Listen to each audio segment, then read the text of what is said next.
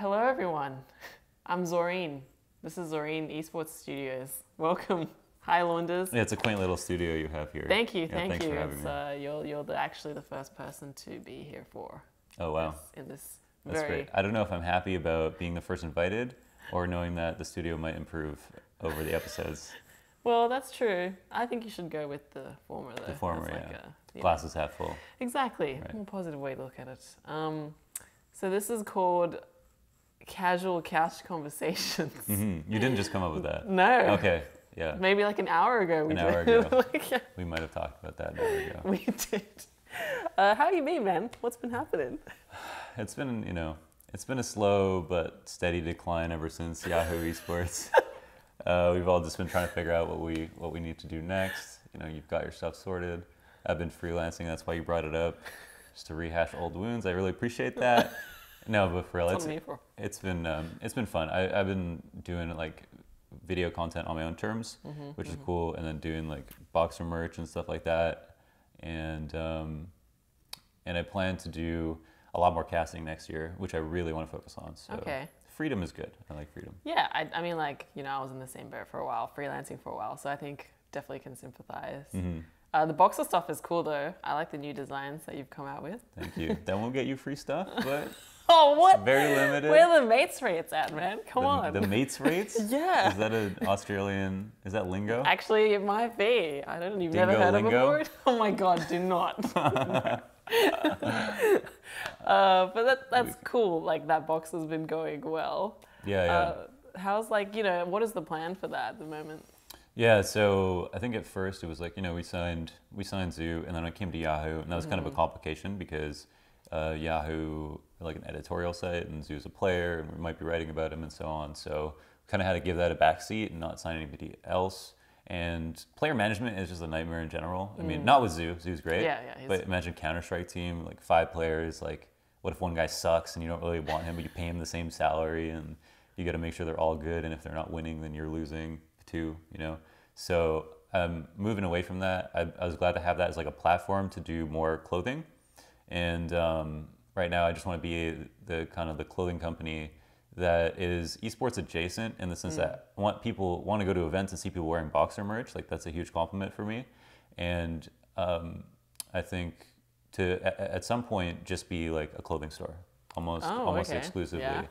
Yeah. So no more sponsors, just the clothing we all do in house and stuff like that, and the designs we source from. Like our designer is like one of my subs from Twitch, a Twitter follower, basically. Oh, sick. There's so much talent out there, right? Yeah, in esports and 100%. online. So yeah, everything we do, like I run BOXR with my 2 people who were my subs on my stream as well, and now they just have such insane responsibilities and are doing like their own things as well. It's been it's pretty cool. So I want to hopefully keep it like that, and then just continue to do merchandise and eventually become the supreme of esports. Oh my God, I was about to say, like, is that the dream? You want to be like supreme, basically? Yeah, but yeah, like I say it in jest because Supreme's kind of a meme because of like their status. But if you look at like Supreme as a brand, they're actually like a legendary brand, like how they came up, how big they got, how mythical their clothing line has been for streetwear. And it's been really impressive. And the whole idea behind the logo was to have it like as simple enough and like as good looking that you could put it on anything anywhere. And that's the whole deal with Supreme too. Like everybody can recognize the Supreme logo from like a mile away. So that's so we do look up to them. Damn, that's pretty cool. I mean, like streetwear has always been like a thing, obviously like something that we share a passion for as well. But it's really cool to see like, you're doing that kind of stuff with BOXR as well, which is awesome. So does that mean like going forward next year, are you going to be focusing, you said you're going to be focusing a lot more on casting. What about the BOXR side of things? Will that also be? Yeah, so I have like Nathan and Taylor run the organization, and then I will do like the voices for the videos, the scripts of videos, record it, and then hand it over to Nathan. He'll do that. Nathan also does a website. So kind of a lot of the stuff that takes a long time, like the editing for the videos or running the website, I'm not doing myself. So I have enough free time to go and cast, which is basically like 3-day event, 2 days travel. It'll take me like a couple days to do research, a couple days to write, and we want to put out like 1 or 2 videos a month. and the merchandise is like Dusa. Shout out to Dusa on Twitter. He's doing the designs. You know, I point him in the right direction. Like, I could probably hit you with an exclusive since this video's not coming out too soon. We've been doing Japanese stuff, but we've been talking about moving into Russian stuff or Eastern European inspired designs. So, you know, I talked to Dusa about that, and then, you know, he gets in the kitchen, comes out with a few designs, and then they're usually all dope. So it's like super easy for me. Like he's pumping out hits. You're like, yeah, give me more. Exactly. That's great. Yeah. Man, that's super sick, and it sounds like it's something that definitely keeps you busy. I mean, you know, you mentioned that you're taking a little bit of a break from casting like at the end of this year. So we're still in 2017, and you are still doing like video content creation. Is that right? But like, what's the dream there? Like, do you want to become a full-time YouTuber, or do you want to become like a full-time caster? What's the ideal scenario? It's kind of a big question. Like the tough part about YouTube, let's put it this way, if I had PewDiePie's channel, you know, I would just make videos all the time and only do that. The really hard part is getting there, right? It's only one PewDiePie. If you have, I'm sure you've experienced this, right? If you have like, you know, no subs at all, it takes really hard to get to 10K. It's hard to get to 20K. 50K is a little bit easier. You know, you wake up every morning, check your email, you've got like a few more subscribers just for no reason. You're accumulating views from old videos over time. You have like a collection, and that all works in your favor, even if you're not making videos. And right now I'm at like around 80K or close to it, and it's stagnated just because like the frequency of content isn't there. But if I kept it up, it would still be hard work to get to the point where I'm getting like hundreds of subs overnight no matter what. And I think that's like the 300K mark I want to guess. And so, you know, right now I think it's best if I do like white label content, so sell my content to other companies and work with different people, because the $10 a video, right, it's not keeping the lights on. You know what I'm saying? So yeah, so if I get to the point where, you know, if I had a sustainable YouTube channel, that'd be good. But it's, and you can relate to that too, right? Like you do, you know, yeah, I mean, like I have my own YouTube channel, and like definitely like the first 10K is like such a hard grind to hit, right? Like I think starting off is like the hardest step. It's kind of like writing a book. The first chapter is always going to be the hardest. Have you written a book? I write, but not written a book yet. Maybe in the future, who knows? Tales from Esports or something. Tales from Esports? Yeah. Everybody's got like a manifesto of things that like they're gonna release. I've definitely got stories, you know? Oh, we've all got stories. Yes, 100%. Yeah, post-mortem Esports in, you know, maybe Esports crashes next year and we got like 2020. No, but we have post-mortem Esports like 5 years from now. All the dirty laundries. Dude, we're gonna have so much good stuff. I'm waiting for the first person to do like this, and then the floodgates are open, right? And I'll be like, okay, here's mine. Like Exactly. there is so much that goes on behind the scenes. It's gonna be pretty fun. Like, even if everything doesn't work out, all comes to a halt, which obviously it doesn't seem like it's going to at this point. But even if it did, like it's been fun, right? We've had like so many things to talk about. Yeah, this year especially has been a crazy one. I mean, for you and I both, we both moved countries to go to, take our jobs at Yahoo and stuff. And looking back on the year, like, is there anything that you regret or wish that you didn't do, or like, no, I don't differently? Really. Like I feel like I do. Maybe I'm too stupid to have regrets. Like. I do a whole bunch of stuff that I feel like other people regret for me. But I feel like I did all, like, I feel happy about everything that I did. I loved California's awesome. I came here a couple times before. You've came to California a few times, like E3 and stuff like that. Yeah, for work. Yeah, and it's like the beautiful weather and everything, and it's just so appealing. And then I was like, I could totally see myself living there. Like if Yahoo was in, I don't want to like shout out another place that there's people living there and they get upset. But if Yahoo was in like Boston or something, for example, I don't think people watching this from Boston. Boston's a cool town. I went to my first land in Boston. The architecture was cool, cobblestone roads and all that. But it being here and then just being able to live here and like now, like, what if I was stranded in Boston after? Just to saying, like, what if I was stranded in Boston afterwards as opposed to stranded in California? Yeah. California is really, it's just been really nice to just like live. And so I haven't had to think about like moving back right away. I'm trying to get like the upgraded version of my visa, which I don't have to go into details about that, so that you could stay here. But I'm super happy with being here. If I ended up having to go back, I'd be fine. Be a king in Canada with all that U.S. golf. Yeah, I don't really have any regrets. I think everything's moved forward just how I'd like to. There is some dirty laundry that I can't air out here that maybe will come out later. That's made the last few months a little bit maybe harder than they need to, but I think it's all worked out. So that's good. Yeah, and it seems like it. I mean, obviously, we know each other, and it seems like it all worked out for the best. And I don't regret any of the stuff that happened this year either. Good. Even though it's sad and everything, and I miss the old team and all that jazz, but like it all happens for a reason. We all move on, right? Like you said. Are you going to be at Boston E-League? Speaking of Boston. Yeah, actually, that's what I'm asking because you mentioned it. And I'm like, oh yeah, Boston. Like, the next major is going to be there. If someone sends me, I pretty much I have the thing where I can't go to an event if I don't have work to do. I can't, as much as I want people to show up to these events so that I have a job, like as fans, I can't be the fan. I have to be working. So I would, if I'm just going to watch the event, no one wants to send me, I'll be watching from home. To go as a spectator is doesn't really appeal to me. Hopefully someone sends me because I would love to go because it's going to be a sick event. Like I know E-League, it's super cool that E-League gets wins their bids, and Valve obviously like them because they run flawless events. I mean, it's Turner. So. It's Turner, exactly. It's good because there's other people who maybe deserve chances. Like after ECS that we just saw, it was they ran a pretty solid ship. Yeah, sturdy ship. Did. Yeah. Tight ship. Please stop. Yeah. I just kept forgetting what kind of ship it was. All right, I'm glad. And maybe ECS win a bid for a major in the future. Major in Cancun, that'd be cool. But for the meantime, I think it's good to have just the best event possible to set the bar higher for other events.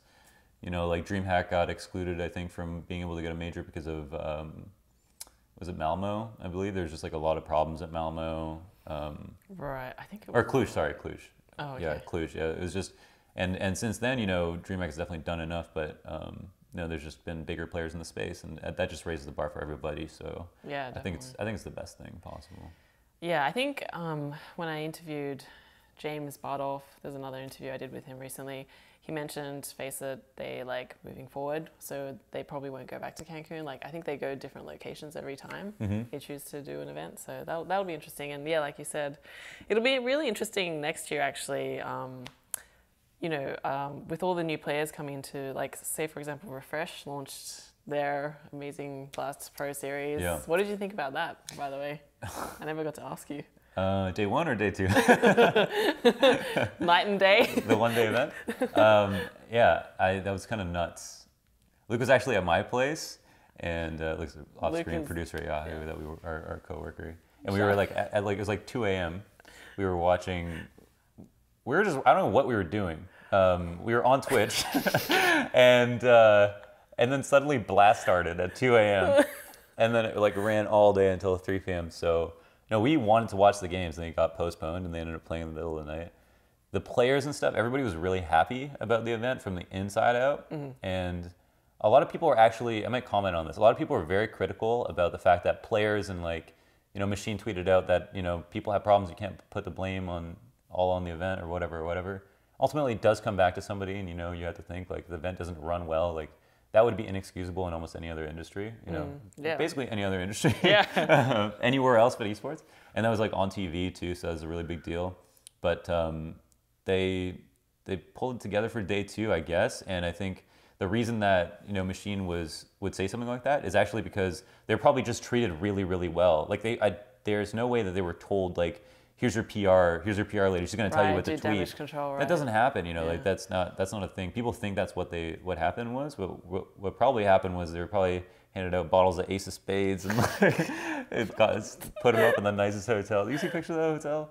And just treated like kings. So they just didn't feel like it was that bad. I remember I was at Northern Arena, and it was Comic-Con, anime, I don't know, some kind of convention with a bunch of nerds in costumes.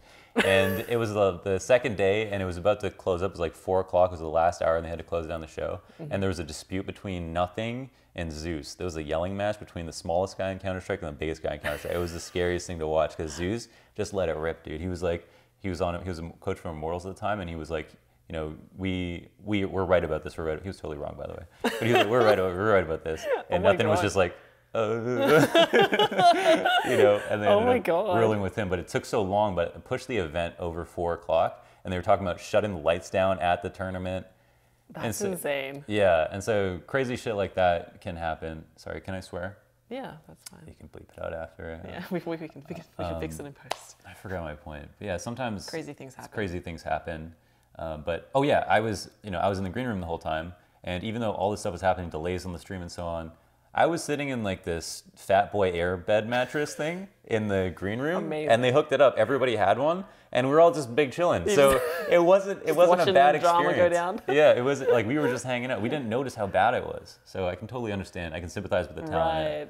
Yeah, I mean, like, you guys are probably having a great time. Meanwhile, like, fans and press are sitting around waiting for, like, the matches to start or whatever and being like, come on.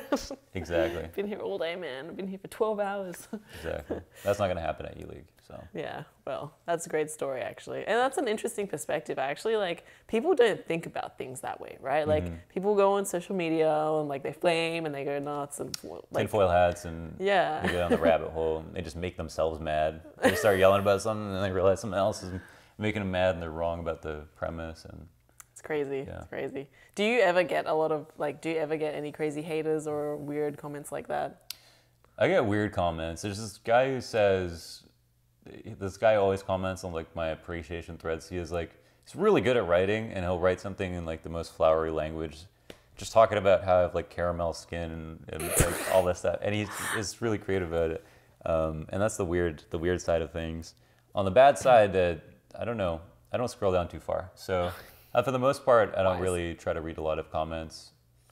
I think this is kind of interesting. So I don't read a lot of comments because I think some talent will make like feedback threads, but they really just want really want people to make them feel good, I think, on the inside. And I've always believed that like if you really believe that you're above that, or you believe that peer feedback is the only good important feedback, or you believe that you know how to fix yourself the best, that it's only going to hurt you by like going too far down in a thread or reading comments that don't really make sense about you, because that stuff can still hurt. And you know, you shouldn't need the positive comments or the negative comments. That's how I feel. So I don't indulge in the positive ones, and then I don't really see the negative ones because of that. That's true. But I think there is still value in feedback in general, right? Feedback, but that's why I said peer feedback. So the casting, like, people think they know how to do our jobs. Number one, nobody knows how hard it is. And number two, the people who do know can actually give you good feedback are other casters. They also know how to give you feedback better. Like if you're totally anonymous to the person you're talking to, you can be cruel. You might be correct about some stuff, but you can be cruel. You know, it's just not good.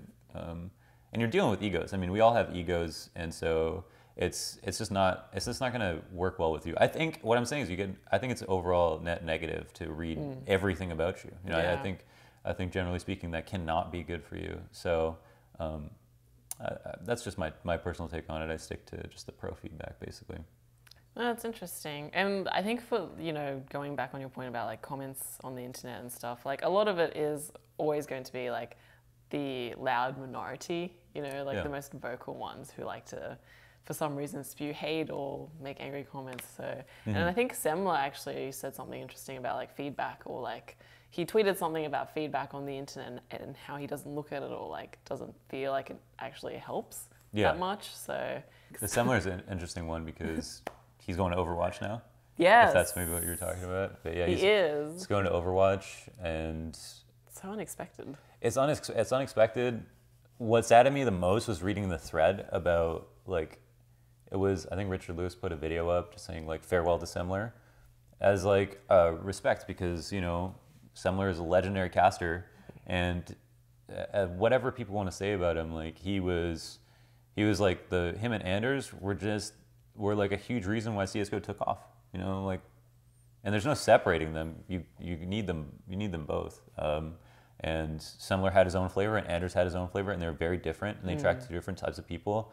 He also brought like a brand new dress code to esports, where like he was, you know, he was definitely like pushing the bar in terms of how you should look and like having an original look. And it didn't always work out in everyone's eyes, but that's because he was trying new stuff or whatever. And maybe he felt like it was awesome. But either way, he like pushed the bar. And I think, maybe he would. I think maybe the feedback did get to him at a certain point. Maybe he's got a healthier view on it.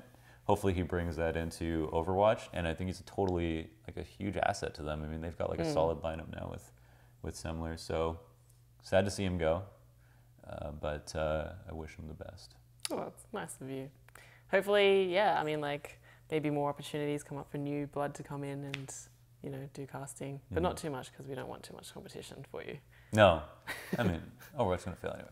But I'm just kidding. I was actually impressed by like how good everything looked, and I think I'm definitely still hesitant about how well it's gonna do. Overwatch, yeah. Yeah, but definitely. What do you think? I thought it looked pretty good. I mean, like I thought it looked good. But my comment was more in reference to like people stepping up like into the Counter-Strike casting scene. Oh no, like, that's me. That's why I said hopefully. Young Semler. Yes, I can see it now. It makes I could be sense. the monochrome version. Always wearing black and white. Yeah. But just as flamboyant. I'll pull it off. Amazing. Awesome. Well, I think that wraps up our time today. But thank you so much, Launders, for coming to my amazing esports studio. Yeah, and it's an amazing studio, and it's a pleasure to be on episode 1, the pilot. Yeah. Let's hope we get renewed. Yes, for more coverage, be sure to check out Esports Network. And if you want casters for CSGO, there's this guy called Launders. I heard he's all right. Check him out. Thanks, everyone.